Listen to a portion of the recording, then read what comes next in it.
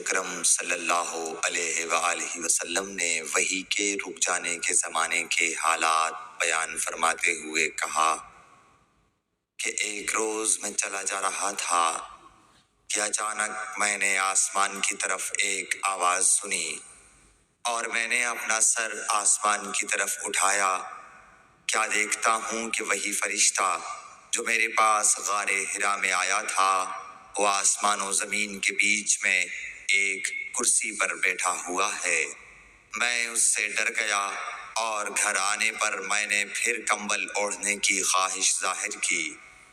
اس وقت اللہ پاک کی طرف سے یہ آیات نازل ہوئیں، اے لحاف اوڑھ کر لیٹنے والے، اٹھ کھڑا ہو اور لوگوں کو عذاب الہی سے ڈرا اور اپنے رب کی بڑائی بیان کر اور اپنے کپڑوں کو پاک صاف رکھ اور گندگی سے دور رہ۔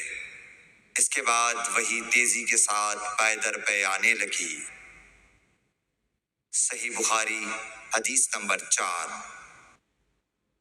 رسول اللہ صلی اللہ علیہ وآلہ وسلم نزول قرآن کے وقت بہت سختی محسوس فرمایا کرتے تھے، اور اس کی علامتوں میں سے ایک یہ تھی کہ یاد کرنے کے لیے آپ اپنے ہونٹوں کو ہلاتے تھے۔ ابن عباس رضی اللہ تعالیٰ عنہ نے کہا، میں اپنے ہونٹوں کو ہلاتا ہوں جس طرح آپ ہلاتے تھے۔ سعید کہتے ہیں، میں بھی اپنے ہونٹ ہلاتا ہوں جس طرح ابن عباس رضی اللہ تعالیٰ عنہ کو میں نے ہلاتے دیکھا۔ پھر انہوں نے اپنے ہونٹ ہلائے۔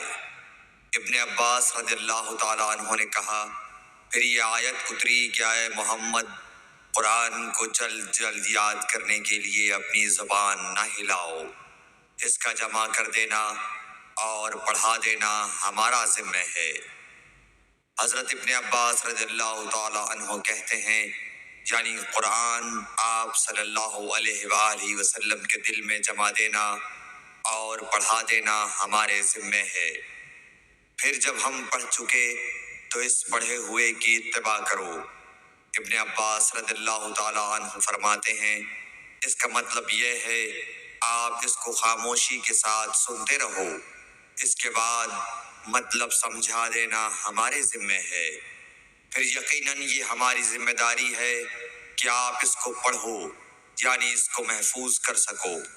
چنانچہ اس کے بعد جب آپ کے پاس حضرت جبرائیل علیہ السلام وحی لے کر آتے تو آپ توجہ سے سنتے۔ جب وہ چلے جاتے تو رسول اللہ صلی اللہ علیہ وسلم اس وحی کو اس طرح پڑھتے جس طرح حضرت جبرائیل علیہ السلام نے اسے پڑھا تھا۔ صحیح بخاری حدیث نمبر 5۔